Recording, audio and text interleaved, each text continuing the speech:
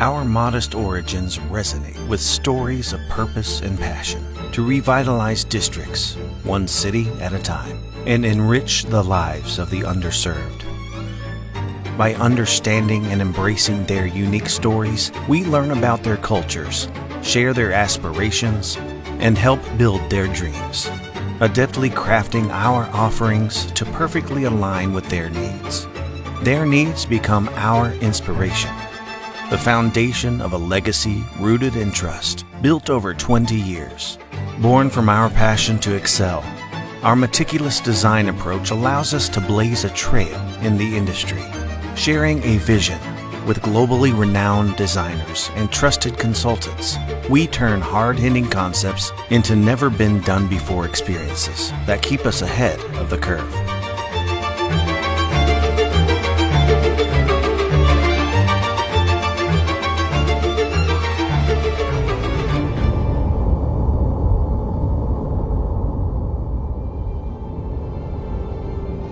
We empower our investors here and abroad with solutions that align with their diverse preferences and goals. Our care for our clients allows us to nurture lasting relationships, each built on a solid foundation of loyalty and trust.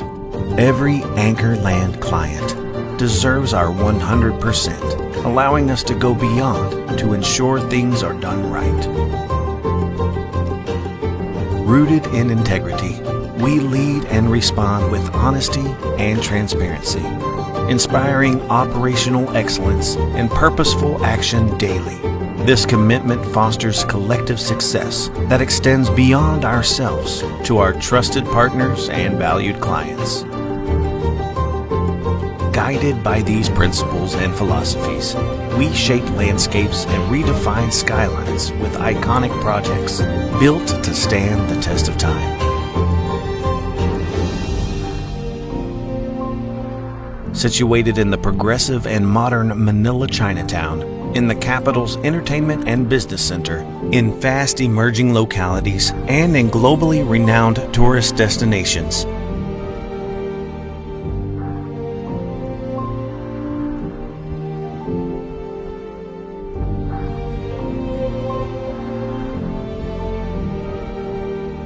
Each Anchorland masterpiece is designed to transform the lives of people we serve, from generation to generation. As the world evolves, so do we. Entering a new decade, we are broadening our horizons to new markets and destinations, pushing the boundaries of innovation and delivering products that disrupt the norm and redefine the landscape. Raising the bar with revolutionary strategies for the new generations of investors. Building upon our success across diverse aspects of real estate, Anchorland is not just shaping the present,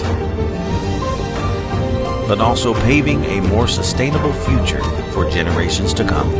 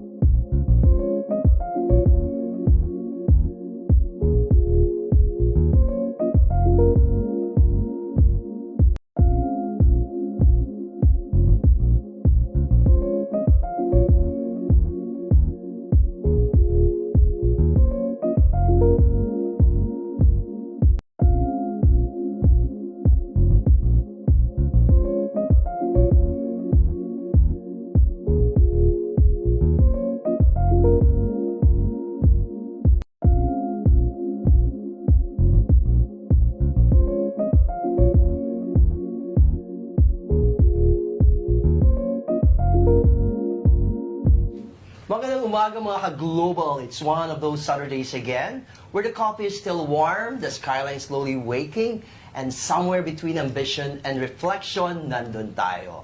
Caught in that space between wanting more for our future and trying to understand what truly matters in the first place. Let's be real. In a world that keeps telling us to move fast, decide now, invest early, and hustle harder, we rarely get the memo on some of the most important decisions we will ever make. How about something like stability, our security, even the roof we hope to call our own someday? Should never be made in panic, but in peace. This morning, we open a conversation that dares to connect two worlds often treated separately. The mechanics of building long-term wealth and the quiet discipline of building a grounded inner life. Yung isa through strategic foresight, market intelligence, and future-ready decision-making. At ang isa naman through presence, clarity, and mindful awareness. Because maybe, just maybe, the smartest financial move you'll ever make starts with a clear mind. Mga ka-global, our guest for today's TGFM Spotlight, President of Anchorland and Financial Wellness Advocate, please welcome Ms. Beth Ventura, and the actress herself, and also a property decision and inner wellness advocate, Ms. Maxine Magalona. So stay with us and ready for your thoughts, because today's Spotlight is about to challenge how we choose and prepare for the life we are trying to build. This is your host, Orly Gayeta, and you are with us here on TGFM Spotlight. We'll be right back for more.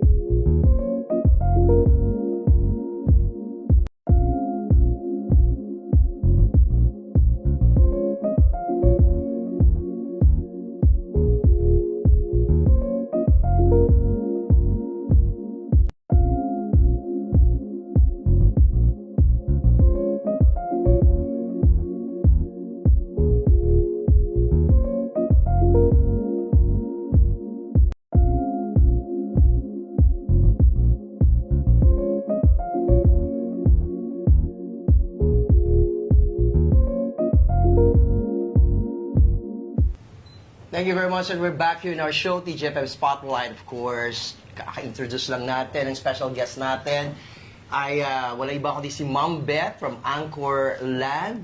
And of course, hindi ba natin nakikilala Maxine Magalona, di ba? Isang umagang kay ganda. Bati muna kayo sa ating mga ka-global. Hello, good morning mga ka-global, and thank you Orly, thank you Mayumi, and thank you Global Magazine for inviting us. Yes. Hello, magandang umaga mga ka-global. Maraming salamat for having us. Thank you for for coming. joining us. Yes, at of course, di ba? Ang aking itinatangit. Thank you for saying yes kagad kanina, no? Kaya nga. Oo, nakikita kita lagi, kitang-kita lagi every time, no, sa kung saang channel. Yes. Mayumi is with Yes, me. of course. Dapat ready tayo sa spotlight. My day, everybody. It's a happy Saturday once again. And we're so excited for this TGFM Spotlight. Of course, we are joined by the one and the only Miss Beth and Miss Maxine. And let's go. I hope everybody's tuned in because we are live and we're gonna ask and crack some question that you At guys ang daming will learn tao as sa well. studio ngayon, di ba? Yes, palakpakan mo lahat ng ating studio audience. Grabe, 1,000 plus. Sa dami ng mga prepare nating questions, let's start the ball rolling. Let's start with Maxine.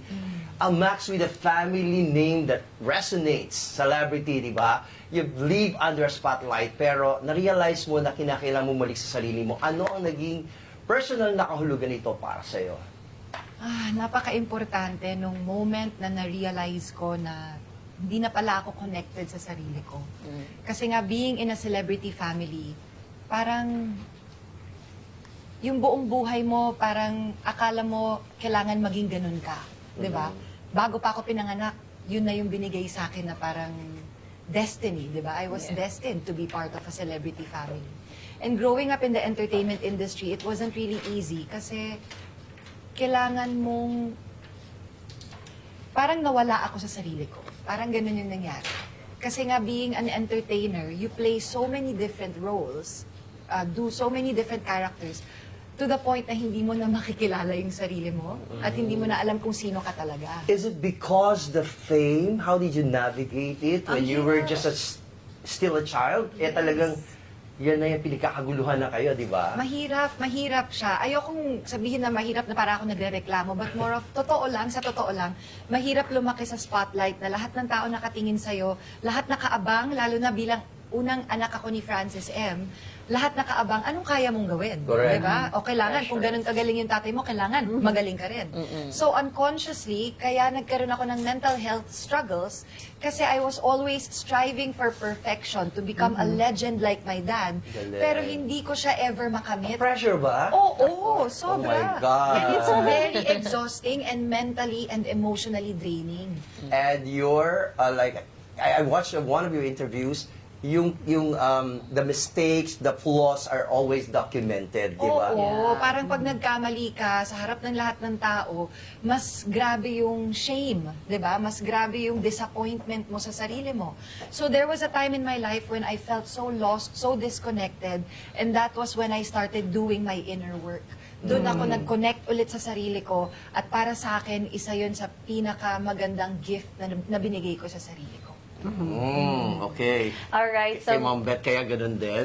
kay Ma'am Beth, because you are one of the leaders sa ating real estate, what is really home for you? Home still is the Philippines, of course. Anything that we do behind the developments and the leadership and the management discipline, it's all involves giving back to, of course, Filipinos. Yeah, thank you for that. And Ma'am Beth, you are a well-known real estate executive. May we ask, bukod po sa pagiging president ng Anchor Land, you are also very active in finding ways para mas lalong mag-improve ang real estate industry. Tulad na lamang nitong the property decision. Can you tell us more about this? It started last night, no? Yes. It's the pilot of this hopefully going to be a long leg of campaign of this advocacy was last night in pilot. And yeah, I've been inspired kasi with the many sharing of experiences of investors. No. So for that 30 years, mother na ako ng real estate in the Philippines. And with that, I've gone through so many, changes. In fact, nakatatlong crisis na ako, economic crisis, yung pandemic, marami na ako masyadong natutunan.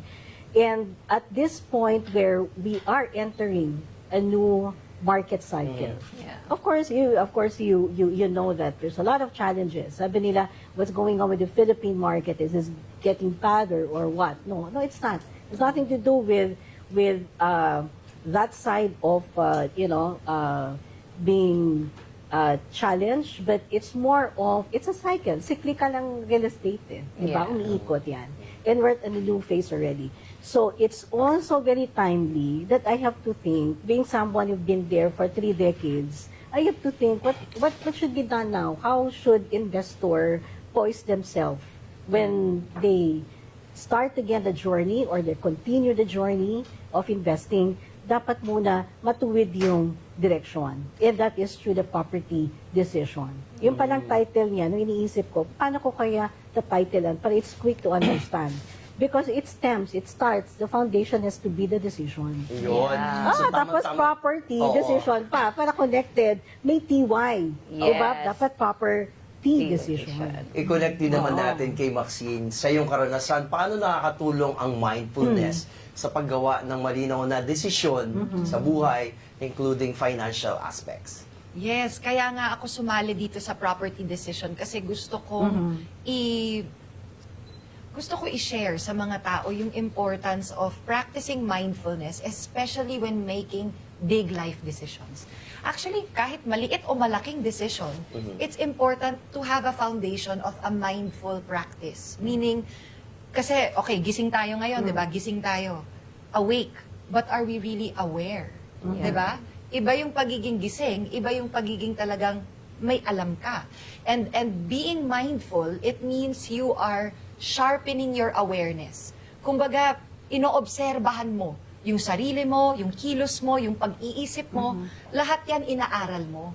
And that studying of yourself, that can help you perform better in life. Kasi napansin ko sa buhay, masyado tayong distracted. Yeah. It's a very distracted world, distracting world, and ang dami-dami nating responsibilities, to-do lists. So, nawawala yung connection natin sa sarili natin. And yung connection na yun actually yung magpapaganda palalo ng buhay mo. 'Di ba? Akala kasi natin na pag nag-connect tayo sa sarili natin or if we practice self-love, selfish tayo. O kaya self-centered. Yeah. Na parang tingin natin yung buong mundo naka-revolve sa atin. Hindi. Natutunan ko sa journey ko na self-love, self-care, it's necessary. It should be your foundation. Kasi kailangan konektado ka sa sarili mo. Masyado tayong connected sa work, sa career, pero yung sarili natin, hindi natin binibigyan masyado ng pansin. So when we are mindful enough, when we take the time to really get to know ourselves, then all our decisions will be a lot clearer. Yeah, so, Diba? grabe, no? You should be awakened and aware. And speaking of, once we are awakened and aware, we also need to have the long-term vision. So, Miss Beth, sa pabago-bagong real estate, paano po ninyo na-align ang long-term vision ng inyong company sa mga needs ng today's forward-looking investors?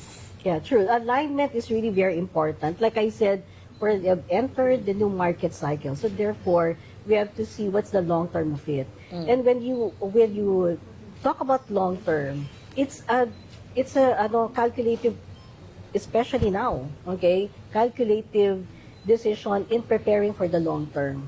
And one step is making the decision making well easy to follow. Okay? And the advocacy is to bring the voice to the investors, like especially those far, like mga in Dubai now, Yeah. okay, in the US. This is going to be global exercise and campaign for us. And why are we partnering with celebrities? Of course, they're the bigger voice, right? Now that we have the intention to give the fundamentals and the better direction in investing, we also partner with celebrities who now will not only sing in our events, but they participate, okay, in the journey of investment by influencing the investors in the right way along with the developer. Okay. I'm just curious, no? We're grateful that nandito kayo sa harapan namin in flesh at nagdi-discuss ng ganitong mga importanteng bagay. Bakit niyo po napili ang Dubai? Because of the number of Filipinos here, right? We follow where the Filipinos are, of course. Okay. Thank you so much. So, Miss Maxine, so tawag nito, I just would love to have it on a personal touch. How do you affirm yourself every day? Oh. Ganda nun, ha? I talk to myself. Yeah. I have my morning time. So in the morning, when I wake up around 4 to 5 a.m., I don't touch my phone for an hour. And then I do my meditation. I sit with myself. I spend time with my soul. Ganun yung ginagawa ko every morning. So when I do that, when I parang spend time with myself without any distractions, it becomes a sacred time of personal reflection. Kumbaga, before I allow outside energy to contaminate my field, ako muna. And that's my kind of self-love. Meaning, pinapakita ko sa universe na ako ang priority ko. And when I prioritize myself, I am respecting myself. And I understand na that's the only way that I can become a better human when I practice that first and foremost. So I know that's a discipline na hindi madali, but I highly recommend. Especially in our life here abroad. Yes, It's yes. so busy, Yung phone fast-paced. talaga is Yes. Sleeping with us. Yes, totoo. Under our pillows. Yes, totoo. Pero yun nga, that's why we call it a discipline. Kasi it's very rewarding if gawin nyo to. I highly recommend it. Don't touch your phone for the first hour every morning and see how that changes. See how that helps reduce your anxiety, reduce your stress. Alam mo yun, in that 1 hour, ang dami mong pwedeng gawin. Mag-journal ka, magkape, mag-tea, mag-pray, spend time in nature. Ang daming pwedeng gawin to connect to yourself on a deeper level. And then that hour will be so sacred, it will set the tone for the rest of the day. So, alam mo yun, parang that's how I affirm myself, by putting myself first. Kasi nga, as an entertainer, as an actress for many, many years, I used to live my life for others. Kumbaga, I'm here to please my audience, to give my energy to the people. But now that I've grown and na-realize ko na, teka, hindi ko pala magagawa yun. Di ba sa interview ko with sa Tony Talks, sabi doon na you can't pour from an empty cup. Yes. You have to give yourself first what you need, and then whatever is extra or overflowing, yun yung ibibigay mo sa iba. So that's how I affirm myself every day, by really prioritizing myself and my needs. Ayan, Parang mga nagkukunet pag-global, din ha? siya sa buhay ng mga OFWs, ng mga global Filipinos na madalas hindi natin napaprioritize yung sarili natin Yes. because we always consider our family's needs, di ba? Yeah, exactly. Kung yung mga kasamahan natin, lagi napaprioritize natin. Kailan ba tayo? Kailan ba tayo? Marami po tayong pag-uusapan pa pagkaraan ng ilang paalala. Oh, di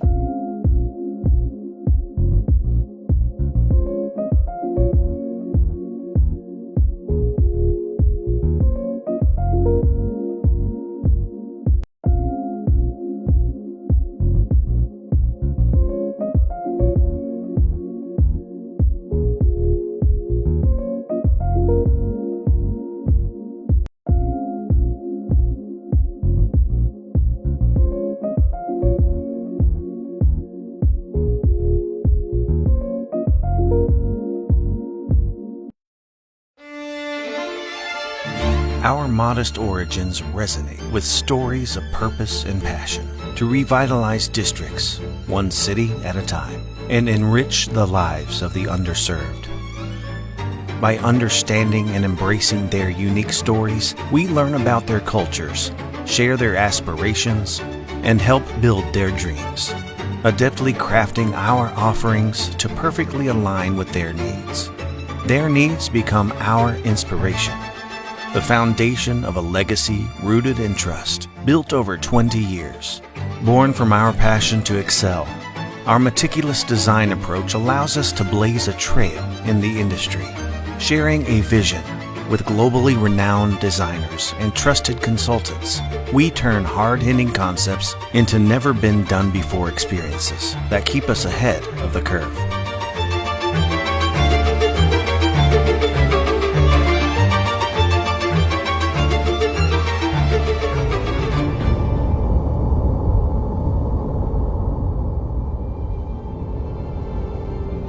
We empower our investors here and abroad with solutions that align with their diverse preferences and goals.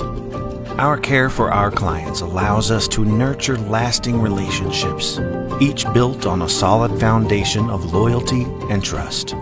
Every Anchorland client deserves our 100%, allowing us to go beyond to ensure things are done right. Rooted in integrity, we lead and respond with honesty and transparency, inspiring operational excellence and purposeful action daily. This commitment fosters collective success that extends beyond ourselves to our trusted partners and valued clients.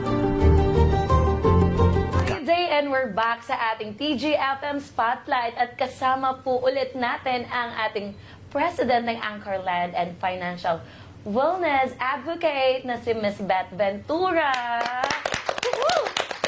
And of course, joined us as well the actress, the property decision and inner wellness advocate, Miss Maxine Magalon. Na magra-rock mamaya pa. Na magra-rap mamaya. So, Miss Beth, earlier po, no, we talk about, how we need to be like clear sa financial decisions natin or any decision in life. As a leader sa real estate po, why do you think the real estate is still the safest investment today's generation po? Oh, because at the end of the day, you go back home, right? And then also in terms of the income potential and opportunity, it's also the easiest that you can appreciate, right? The satisfaction that you have an asset, but right now, mas importante, anong income? Okay? Based on the focus group that I've attended, in fact, I've been here this is my 4th time. Wow. The first 3 times, I've been coming back only because I wanted to hear the sentiments, the ideas, and the insights of Filipinos investors. What are the things that are concerning them? Ano yung mga also insecurities nila? Ano yung mga mistakes nila? Right? And with that, I come up with the master class, okay, to teach them about formula. Okay? Kasi we're taking it na lang na it's a recommendation ang investment eh. Sabi kasi ng kamag-anak, sabi ng ka-classmate, okay, sige, sama-sama tayo, dito na tayo bumili. Okay, but this time, we have to be more calculated. Dapat discipline din, dapat yung ating direction to what factors are we going to look at pag nag-i-invest ka? Because many, okay, especially in the condominium sector, pare-pareho lang yan, but they don't normally perform. Hindi naman pare-pareho ang performance ng income. Okay? And normally, the culprit there is hina-hype lang kasi. Yeah. Alright? Hina-hype, but because it's trending, okay? Itong approach namin is one thing that I want to start with that. Okay, what kind of approach are we taking? Okay, we are not talking about the product. We're not talking about the project because it's automatic. You know that it's a property investment. But before that, we need to guide first the investors by how reaching out, coming here the same way. Okay, now we will invite people in the event. But if you are in the event, it's a master class. It's not a fun fair. Okay? It's not by singing, by dancing. Okay? We allot the 2 hours to really discuss things, and then afterwards, we go deep dive into ano ba yung mga formulas. And, matutuwa ka when you listen to our master class. It's a formula. Wow, meron na palang formula ngayon in investing. Okay, yes, it says in the book. But we don't read the book, Yeah. right? But now, I made it simple. Simple set of formulas na naka-framework siya kung paano natin i-determine later on magpa-perform ba ang property o hindi. O inconsistent ba or predictable. Lahat yon. It's a formula na pagpakinggan mo, wow, simple lang pala. Parang investment 101 for the dummies. Okay? Pero ang sarap pakinggan na, okay, nire-remind ko kayo and investors naman who have been listening just like last night, they're just, oo nga pala, no? Kailangan ko palang isipin in this way. So this is a simple but I hope it's going to be very meaningful para yung journey now. You investors, I hope will in the end, little by little, will become more mature in their investing. And then I see more happy investors, Yeah. right? So you change the whole landscape of the Philippine real estate. Okay? So it's not only about developers improving their projects, but also investors improving their level of decision making in properties. Very well said. Even stars, you know, they were so amazed yung mga audience namin last night that wow, the stars pala doesn't only sing. Yeah. They have the brains, they're just very eloquent, Maxine. Articulate, hindi lang articulate, but now they can share their own experiences in the way they invest, Yeah. the way they have discipline in their own lives that affects also their decision making. Correct. And bottom line kasi, sabi ko, let's just also, I know you've been dwelling on the body, the mental, but financial, yun ang pinaka-damaging, right? Nag-brainstorming kami, sa totoo lang, ang punot dulo ng problema ng tao, pera. Finance. Okay? Right? And where do you grow your money? It's investment. So, dapat mag-isip talaga. Let's be more serious. Yes. Kumbaga, Yeah. Hindi madali, no? Yeah, I love that because nowadays when you hear about investment, real estate, it's all about numbers. Like, kailan mo siya ma-ROI. But I love your takeaway na you would love for us here in the Maganda UAE. yun, yield, di ba? Yeah. Kita, return. Ang Yeah. bilis i-advertise, no? Ang Tama. bilis din sabihin ng ahente, ilagay sa advertisement.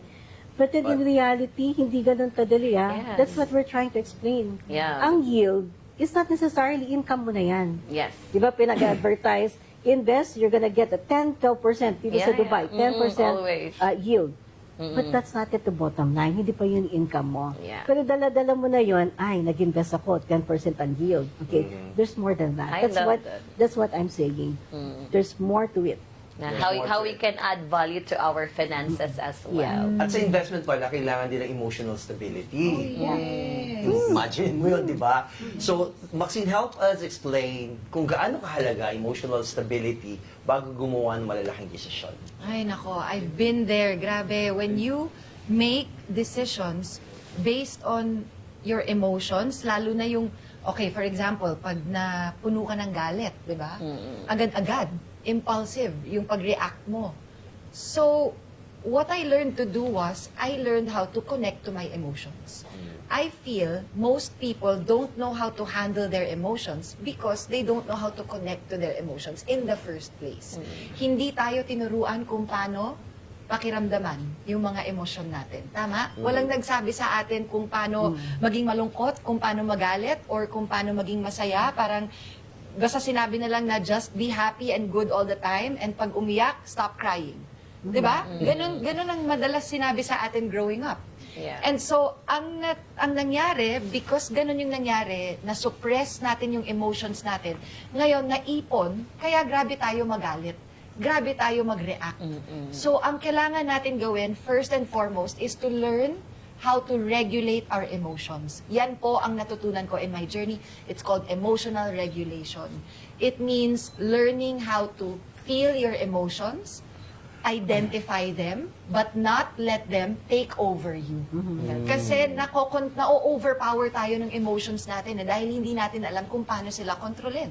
So, kailangan muna natin malaman, so before any kind of decision, whether it's financial or not financial, make sure that your emotions are stable. And how will you know? Then you have to sit with your emotions and feel. That's why I also advocate for meditation. Meditation is a process, it's a practice that you can do in order to learn how to feel your emotions and process your emotions. Kaya kung napapansin ninyo, meron tayong galit na sumasabog tayo bigla-bigla. Tinanong ko yung therapist ko, saan ba nanggaling yung galit na yun? Bakit ganun kagrabe yung galit?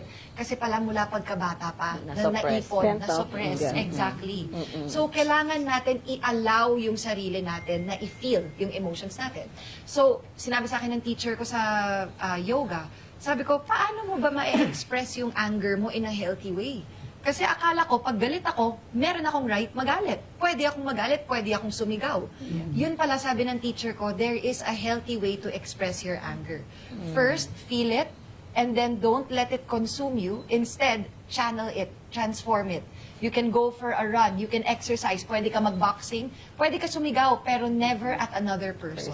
Yeah. Scream into a pillow. Labas ka muna, take a break, scream into an open field, but never scream at another person kasi daw, yun ay sending negative energy to them. Yeah. So, learning how to deal with your emotions, and I know we can all be guilty of this, but it's just learning about how to be more aware of your emotions. And then when you have stable emotions and you are more regulated, mas nakakapag-isip ka ng malinaw. Kaya Yeah. kailangan talaga ng emotional stability. And of course, siguro kailangan din natin to know ourselves more, Exactly. how to navigate our emotion.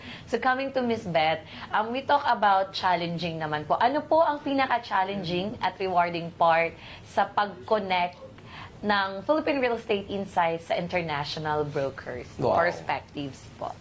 You mean brokers? Yeah, insight po sa international perspectives niyo po. Well, it's not hard anymore to connect because Yeah. we're really globally connected in so many ways already. Mm. It's just a matter of getting also the uniqueness of the Philippines out there, okay? Especially, okay, of course, Dubai is big, okay?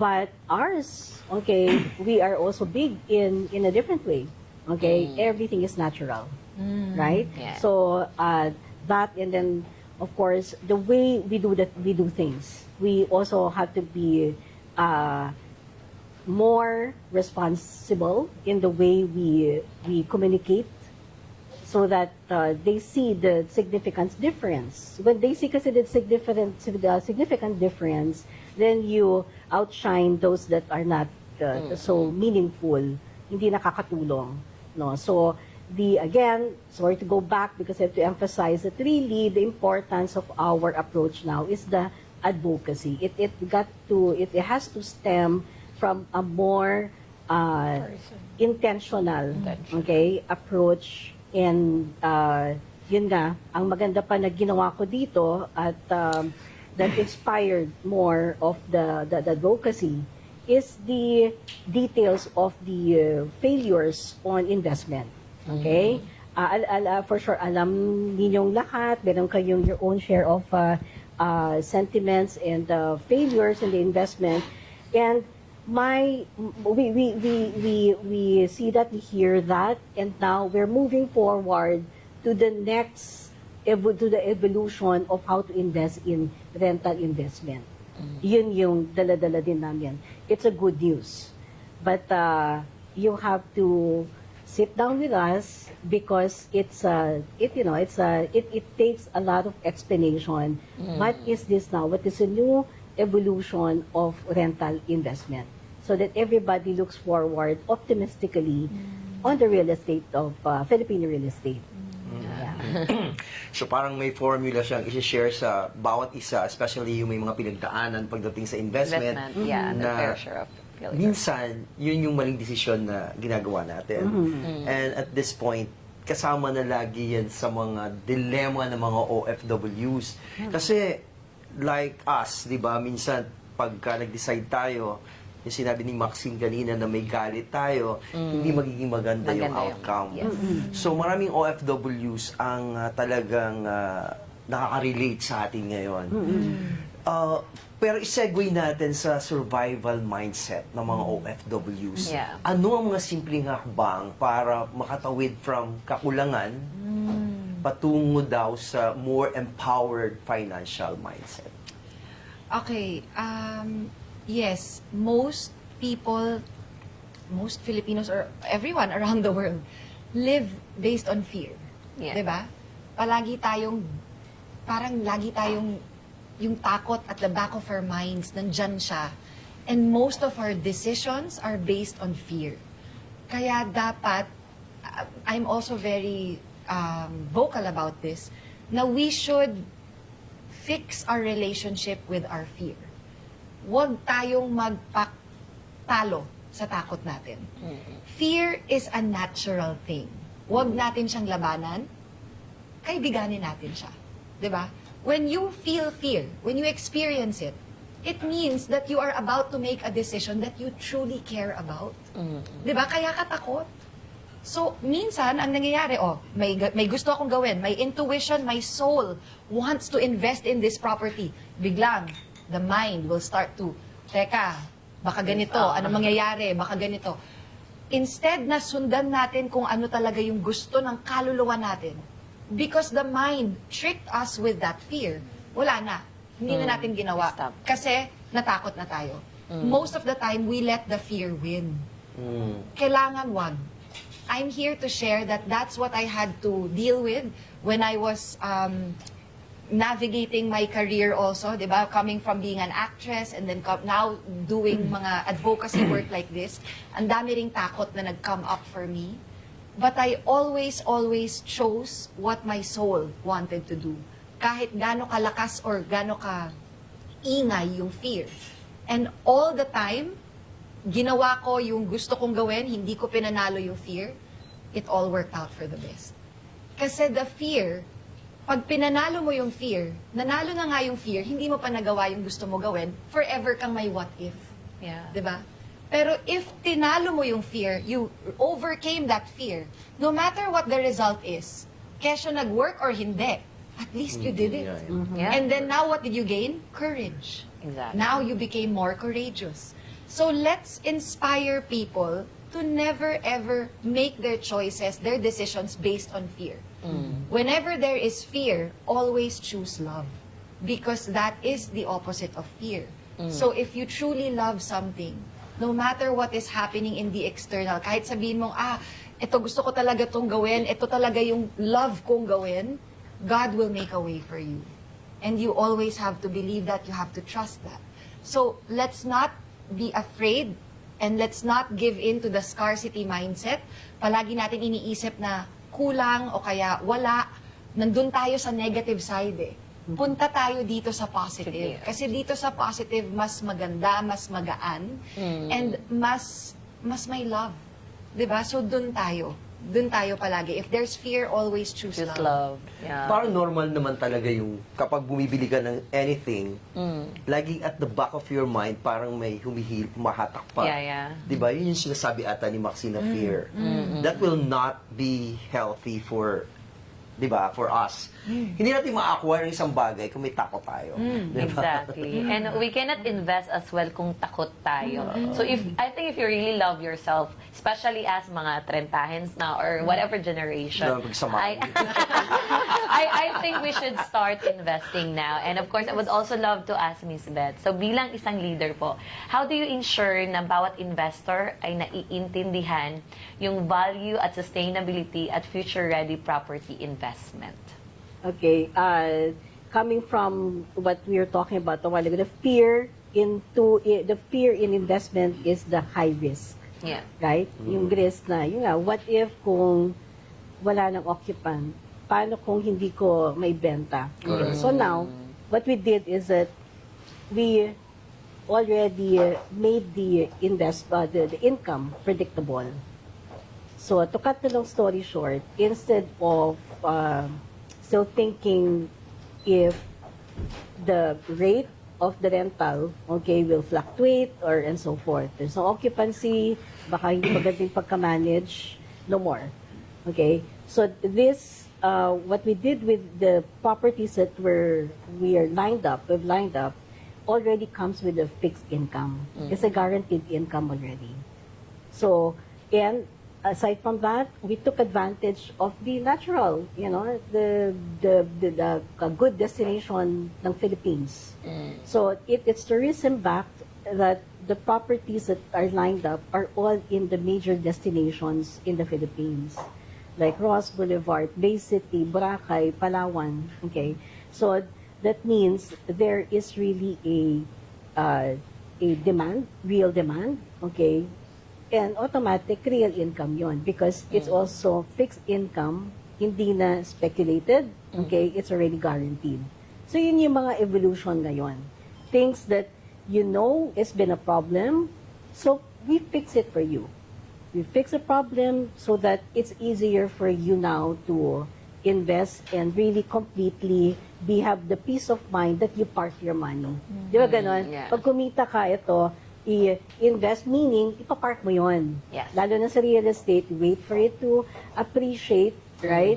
But at the same time, because nga you want also to get something regularly as an income, may passive income ka, lahat yon, you put it all together, but we evolve into more advanced way of giving the income by way of fixing the remittance, okay? So, fix na, you don't have to worry about anything anymore. So, yun yung direction ngayon to make sure that the clients, the investors' investments are, done not just of value, but peace of mind. Yan naman, especially for FWs. No? Yeah. Ang ganda na itong talakayan na ito. Ang dami nating natututunan. At kasama pa rin natin, of course, the President of Anchor Land and Financial Wellness Advocate, Ms. Beth Ventura here, and actress, property decision, and inner wellness advocate, Maxine Magalona. Magbabalik tayo para sa mga katanungan ng ating mga kasama dito Studio sa audience. ating pagbabalik. Our modest origins resonate with stories of purpose and passion to revitalize districts, one city at a time, and enrich the lives of the underserved. By understanding and embracing their unique stories, we learn about their cultures, share their aspirations, and help build their dreams, adeptly crafting our offerings to perfectly align with their needs. Their needs become our inspiration, the foundation of a legacy rooted in trust, built over 20 years. Born from our passion to excel, our meticulous design approach allows us to blaze a trail in the industry, sharing a vision with globally renowned designers and trusted consultants. We turn hard-hitting concepts into never-been-done-before experiences that keep us ahead of the curve.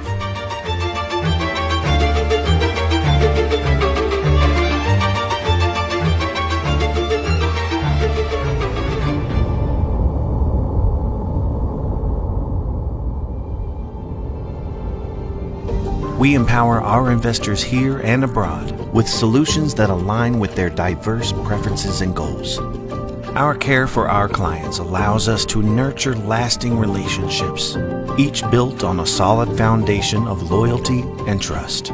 Every Anchor Land client deserves our 100%, allowing us to go beyond to ensure things are done right. Rooted in integrity, we lead and respond with honesty and transparency, inspiring operational excellence and purposeful action daily. This commitment fosters collective success that extends beyond ourselves to our trusted partners and valued clients. Guided by these principles and philosophies, we shape landscapes and redefine skylines with iconic projects built to stand the test of time. Situated in the progressive and modern Manila Chinatown, in the capital's entertainment and business center, in fast emerging localities, and in globally renowned tourist destinations.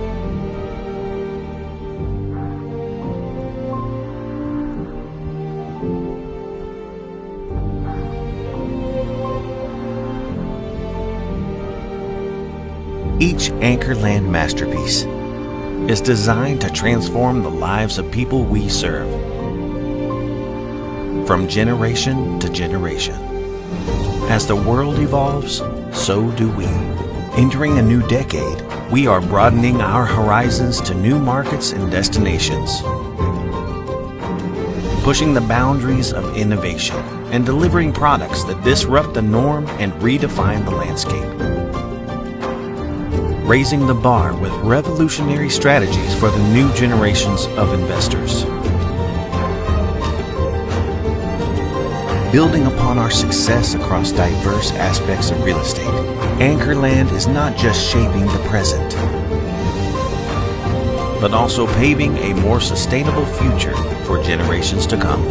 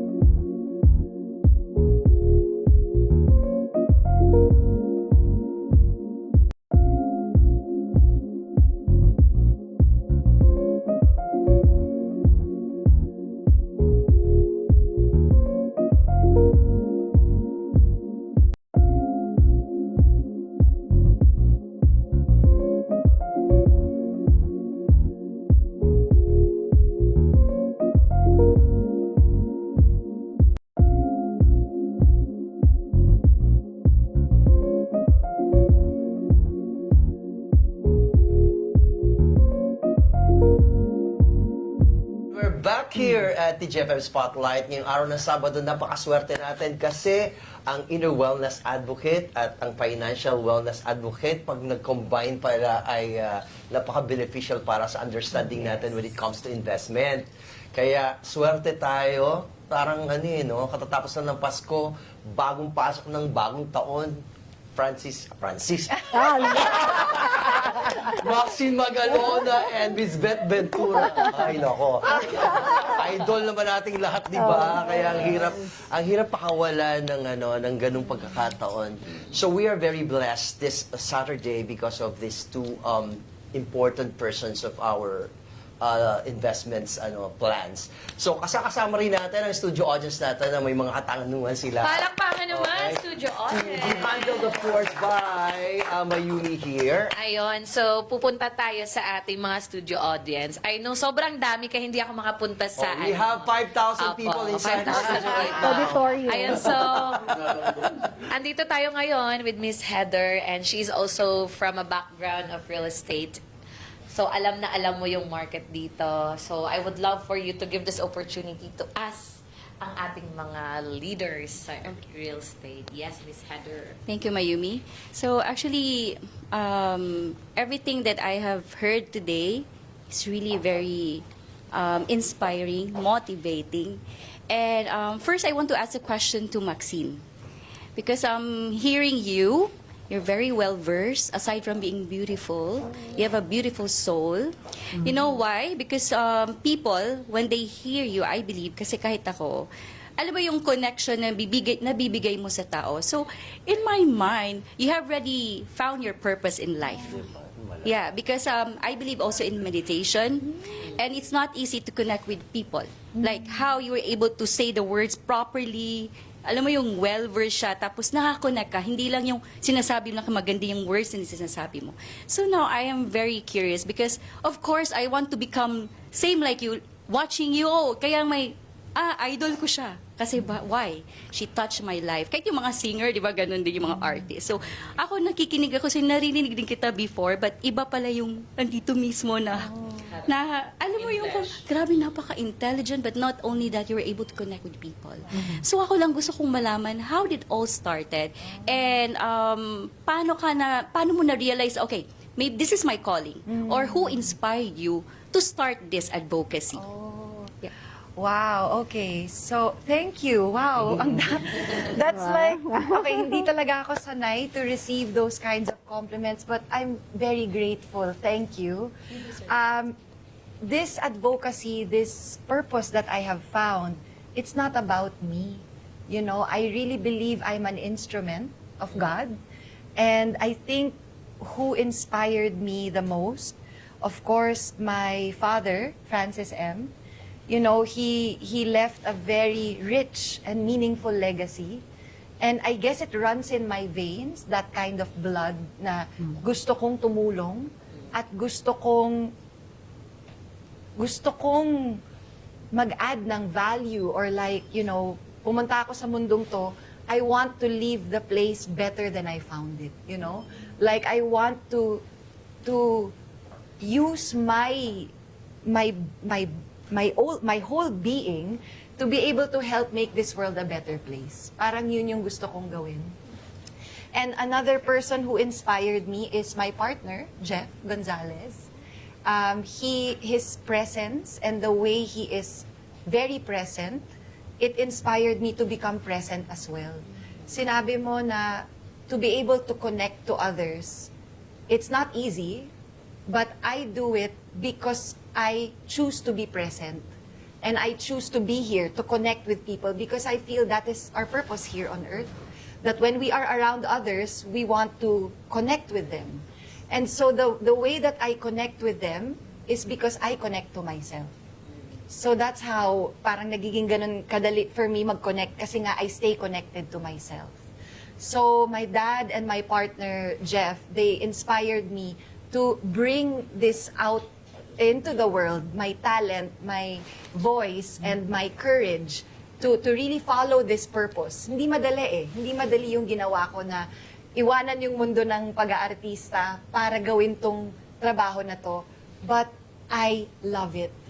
I feel so fulfilled and I feel so purposeful. Feeling ko nagagamit ko yung talino ko at yung boses ko ng tama.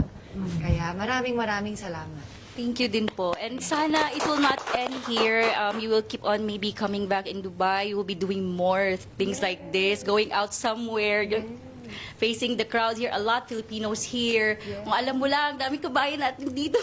Mabaha. So So I guess if you're just standing here, just few minutes of talking about your life, about inspiring people, it will touch a lot of people. Thank Definitely. you. Thank you, You are Heather. blessed and we are blessed. Oh, babalik kami ni Miss Beth, paulit-ulit. So, pwede po magtanong for Miss Beth? Or, ano, okay, ready? Sure, please. Okay, hi Ma'am Beth. Hello. So, sa real estate din. So, hearing at you, talagang sabi ko, iba talaga yung mga kababaihan ngayon. You know, empowered. And, you know, full of knowledge, full of life, full of, alam mo yung smart ways, smart advice, full of wisdom. So, sa akin lang itatanong ko as real estate in here sa Dubai, siguro ibahin natin because you've been sharing all the good advices about how to manage well the finances.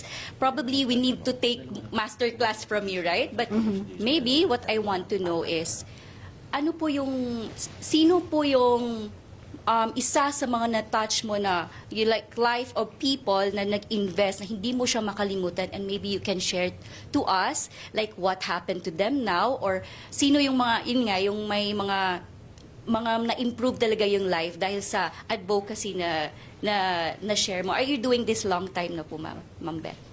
3 decades. 3 decades, yeah, okay. So, sino po yung mga hindi mo nakalimutan? Maybe you can share to us po yung one of the people na ano niyo po, na-touch po yung through your advocacy. Oh, a lot really. That's what makes me not retire.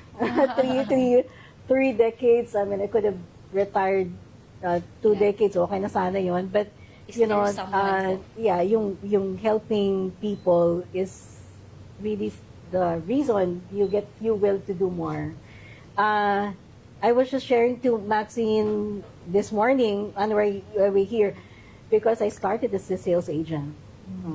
So at that time, I was very strategic already in the way I do things. It's very personalized, down from the whole entire experience, no, from the time I sell up to the turnover of the key or even beyond that. Okay, I am there. So the sign that I'm very effective is that those who even pass away, okay, they will leave me in their last will, okay?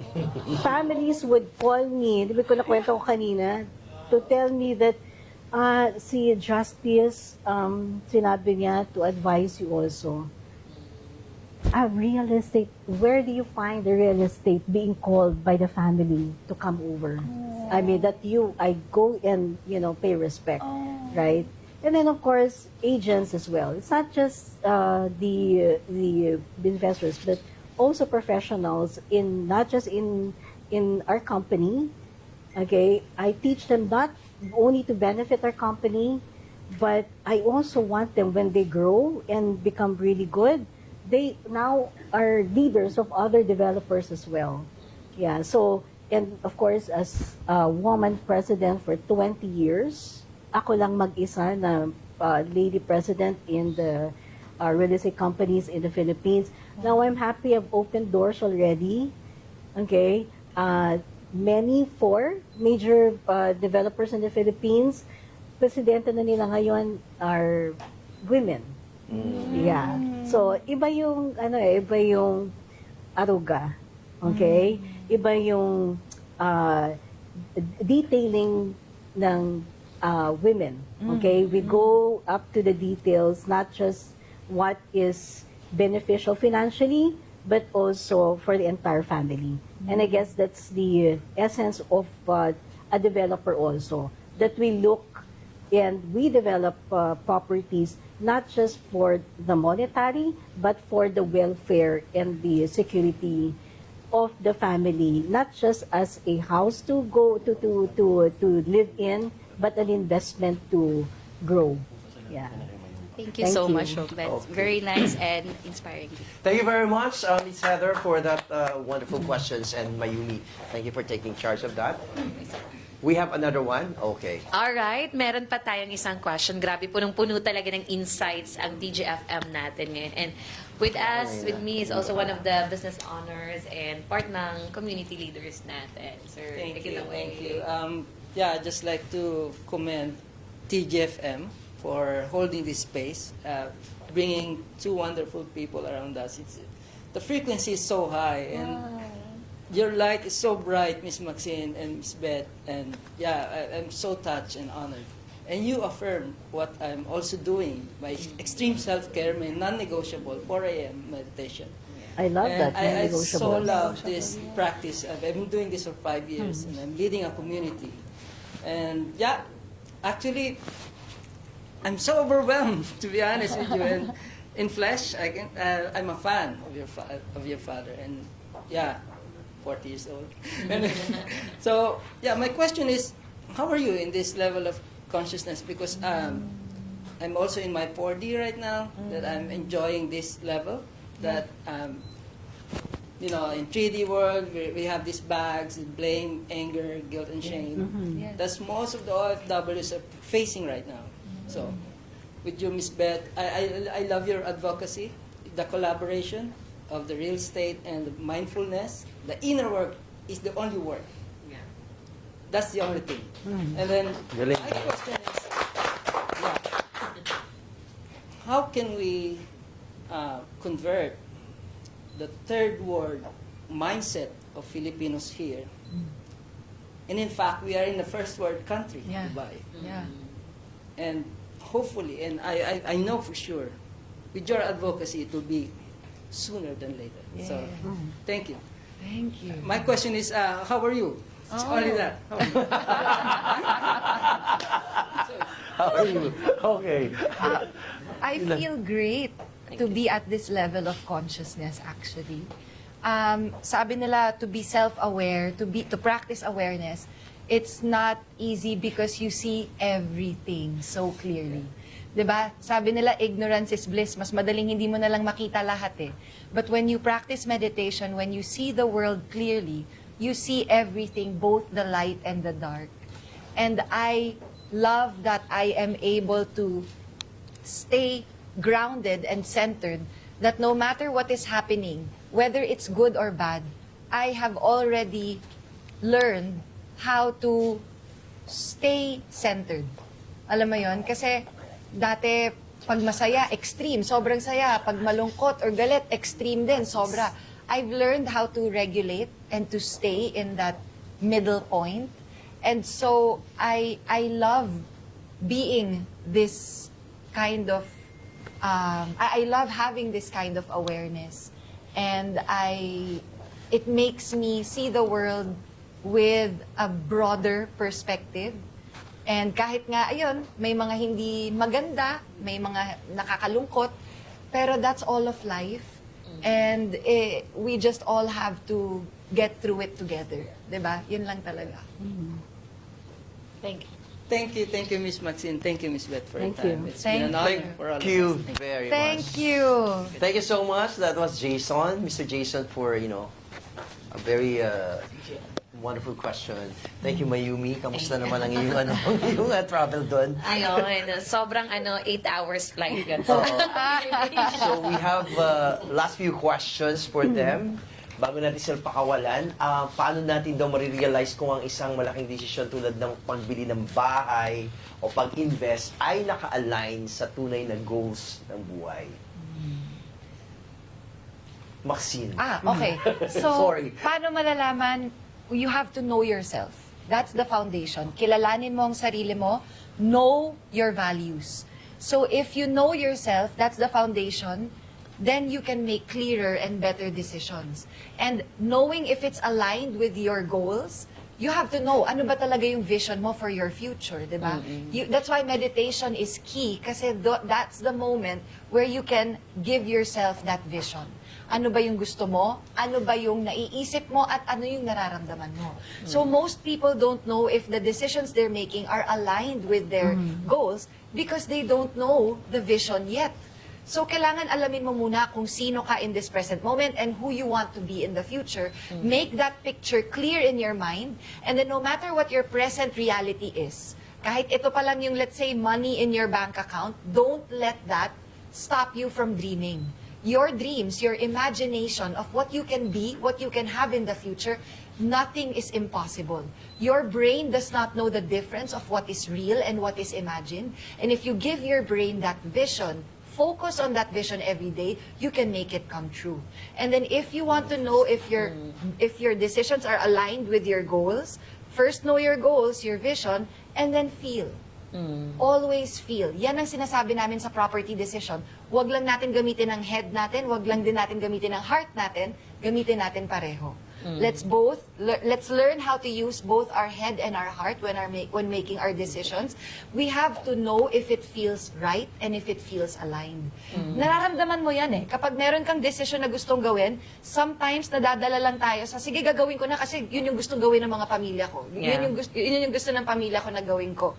But if you really sit with your emotions, sit with your feelings, mararamdaman mo if something is right for you or not. But you have to be the one to feel that. So yun, practice meditation, practice feeling your emotions every day, and practice connecting your head and your heart in order to make better decisions. Wow.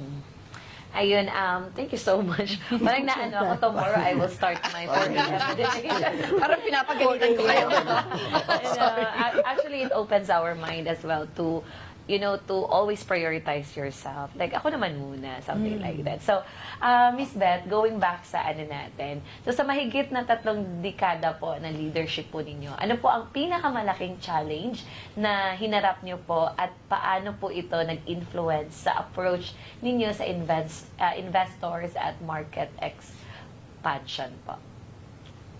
Biggest challenge is now, it's the hyping. This is a serious matter in life. Investment comes from hard earnings. So we have to be more responsible in going into any investment, whether it's a property or what have you.